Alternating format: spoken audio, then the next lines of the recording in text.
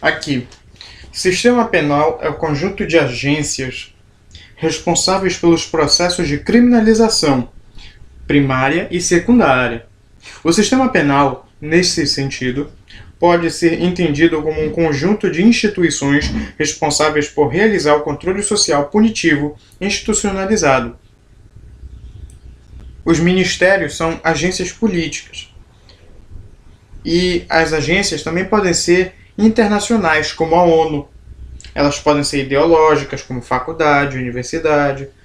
Podem ter um parecer jurídico, como o Ministério Público, juízes, advogados de defensoria pública, estagiários, assessores, promotoria deve entrar nisso também, né? Tem a SUSIP, agências penitenciárias, agências policiais, como policiais... sim. Agências policiais como polícia civil e militar.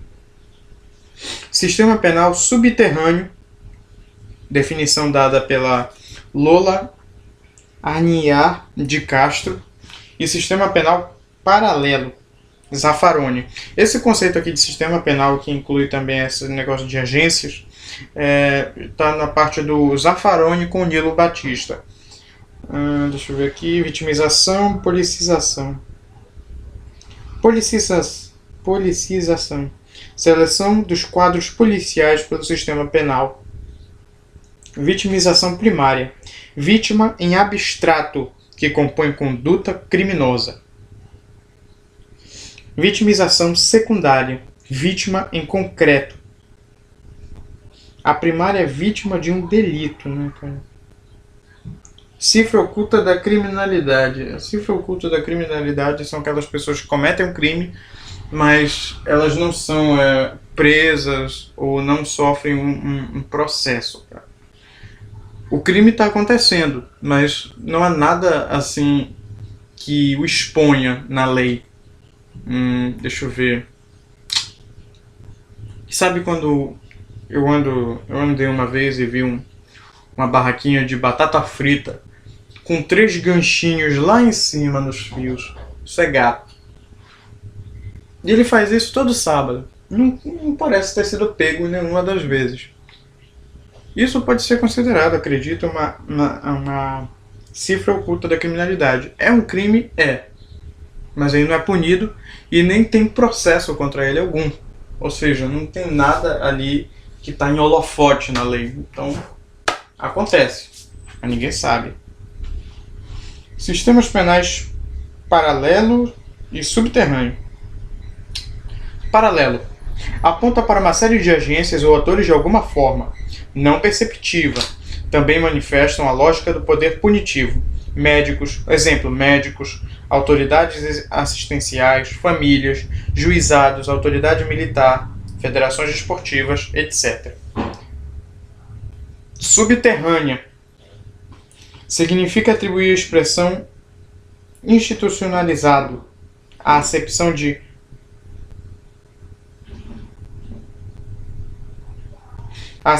concernentes a procedimentos estabelecidos, ainda que não legais. Isso permite incluir no conceito de sistema penal casos de ilegalidade estabelecidas como práticas costumeiras, conhecidas ou toleradas. Essa parte do sistema penal subterrâneo é aquilo que acontece no obscuro, né? Acontece em segredo. O lado obscuro Não, em segredo não. Em segredo também.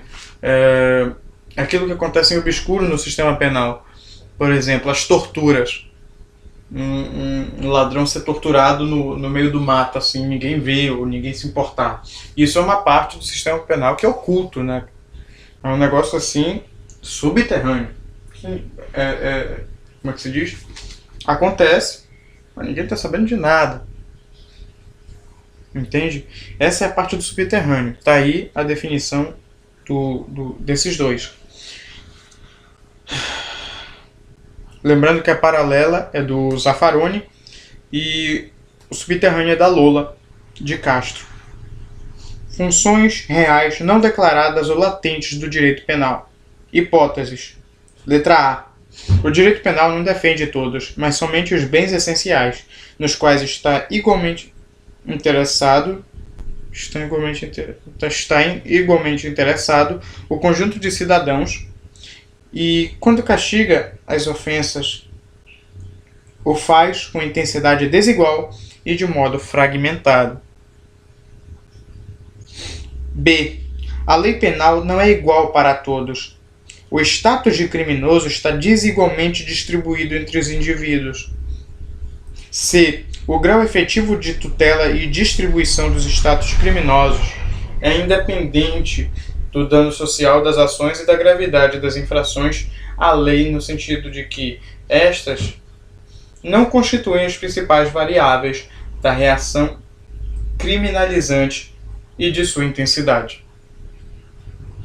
Conclusão: o direito penal não é menos desigual que os outros ramos do direito. Ele é, contrariamente a toda aparência, o direito desigual por excelência. Quem diz isso aí, e você pode procurar um pouco, é o Alessandro Barata. E olha, por falar em sistema penal subterrâneo, aqui eu encontrei já os exemplos. Você tem execuções sem sucesso, queimas de arquivo, por exemplo, torturas, violação de direitos humanos, de imagem e de privacidade, prisões ilegais, corrupção intra e extra-prisional e desaparecimentos forçados. Por causa do Amarildo, né? Desapareceu, ninguém nunca mais viu ele. Artigo 59 fala da reprovabilidade. Tá? Lei do Talião, proporcionalidade. Instaura esse princípio de proporcionalidade. O único problema, né, que você tira uma galinha, roubam o gado todo como vingança. Poxa, pelo amor de Deus.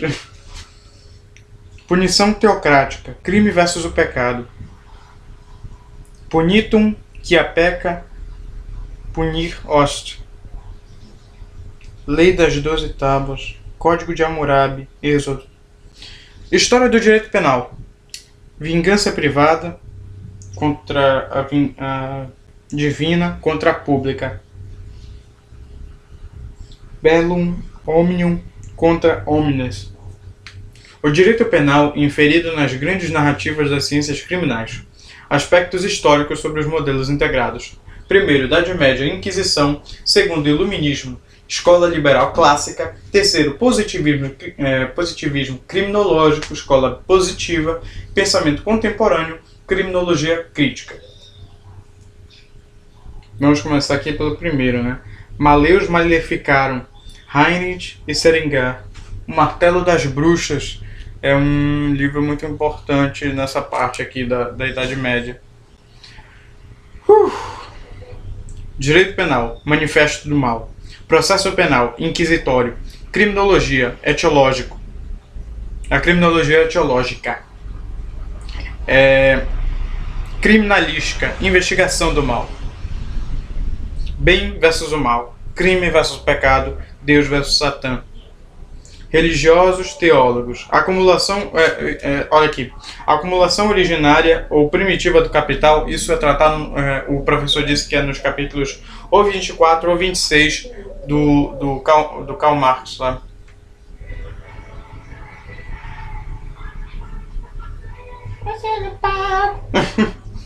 Segundo, teocentrismo é eliminado pela razão, e aí vem o homem.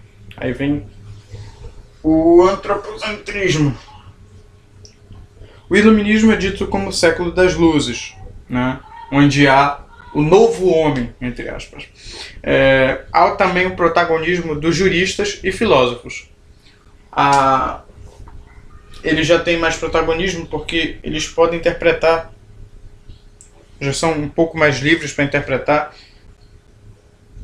deles mesmos. Eles têm a letra da lei e eles podem interpretar ela. Mas havia um momento em que a letra da lei ela não era precisa ser interpretada por ninguém, sabe? Ela estava lá e era isso, você só tinha que aplicar. Mas isso é muito estático. E nem sempre, nos casos, vai dar certo. Bora continuar aqui. Monopólio... Tá. Protagonismo de juristas e filósofos. Abaixo vem uma seta que coloca entre aspas, contrato. E debaixo de contrato tem, entre aspas, monopólio teocrático da força, Estado moderno. Escrevi 2 vezes Estado moderno, é muita inteligência, mano, muita inteligência. Que beleza. Continuando. Abre aspas, escola liberal clássica, fecha aspas. Você tem o Bentham, o Jeremy Bentham, e o Feuerbach, não sei pronunciar direito, mas é o Feuerbach. E tem o Beccaria, é Cesare Beccaria, que ele fala num livro dele muito importante que o professor citou, que é Dos Delitos e das Penas. Perdão. Racionalização primeira do poder punitivo. Entre aspas também isso aqui. Você tem 4 setas abaixo disso. Princípio da legalidade, princípio da proporcionalidade, princípio acusatório e princípio da inocência. Por isso que esse livro é extremamente importante, cara. Direito penal fato, processo penal garantista, ou seja, aquele que é garantidor de direitos das pessoas, né? Criminologia, livre arbítrio. 11 minutos, legal, vai ficar gigantesco, beleza. Mas já tá acabando, corre. Crime versus violação da lei penal. Método dedutivo. Ele fala lá de silogismo. Porque até, né? Bem simples como o silogismo, né? Método dedutivo aí vai ser o silogismo. Século XIX, positivismo científico. Ele ainda está no meio disso, então vai ficar cortado por aqui. E já... Não, calma. Bora aqui. Século XIX, positivismo científico. Sobrevaloração das ciências naturais. Neutralidade axiológica do saber, que é do Michel Louis, que vai tratar disso. Não me lembro mais o livro, mas ele trata disso. Continuando, positivismo criminológico. Escola positiva, italiana. A italiana, tá? E nessa escola você tem 3. Você tem o Lombroso, o Perry, ou é Perry, eu não sei, e o Garofalo. O que o professor destacou foi o Lombroso. Ele que escreveu o livro O Homem Delinquente. Paradigma etiológico. Tem um bando de seta agora embaixo desse negócio do homem delinquente, tá? Tem aqui o paradigma etiológico, causal, né? O atavismo, o delinquente nato, o delito natural, patológico. Por isso que vem daí o tipo ideal lombrosiano. Ele fazia um negócio de ir nas prisões e estudar como eram os prisioneiros. E lá, a maioria dos prisioneiros era negro, tatuado, tinham às vezes cabeças enormes, sabe? Enormes, não estou dizendo que é como é que se diz? Macaco louco de cabeça gigante, não era isso. Eu estou dizendo que era assim, pessoas com cabeças assim, tipo qual é o nome do filho do Michael? Do Eu, Patrulha das Crianças? Tipo aquela cabeça ali. E orelhas grandes. Ele dizia que é praticamente assim. Obrigado. Ele dizia assim. Coisa absurda. Não dizia isso. Ele dizia que praticamente o ser lá, ele não se torna ladrão, ele nasce ladrão, porque ele tem as características, sejam elas naturais, sejam elas de comportamento, tanto faz. Ele tem características de ladrão. Para ele não se torna ladrão, nasce ladrão. Você tem isso na genética. Ele era um racista, assim como um bando de outros racistas, mas foi duramente criticado, porque isso não tem pé nem cabeça, pelo amor de Deus. Mas tudo bem, ele tem o nome dele, beleza. É italiano, vamos deixar passar. Não deixaram. Tanto que ele é bombardeado até hoje. Né? Que coisa boa. Tá, aqui também fala da ressocialização, reincidência, periculosidade, da personalidade, né? A agressão à personalidade dessas pessoas também, né? Antecedentes e conduta social. Ele trata disso também. Ele diz mais ou menos que a pessoa ela pode retornar ao crime, ela pode retornar ao crime. Mas se ela retornar muito ao crime, ela deve ser executada. Deixa eu ver aqui se eu me lembro de mais alguma coisa. Quanto a isso... já deu 15 minutos. Coisa. Quanto a isso, ele fala o seguinte. Tem lá um museu de um bando de cabeças, de caveiras, assim, de prisioneiros que ele estudou. E lá no museu tem o esqueleto dele, porque ele foi pedido dele antes de morrer, como disse o professor, que ele queria que fosse feito isso e colocassem lá o esqueleto dele para mostrar que ele não era um criminoso. Ai, meu pai do céu, ele não era um criminoso. E ele acha que muitos criminosos, não sei se todos, mas ele acha o seguinte, ele tem certeza de que eles estão fadados a continuar cometendo esses delitos. Fadado a cometer crimes, está escrito aqui. Pronto. Estão fadados a isso. Aqui termina nessa parte do lombroso.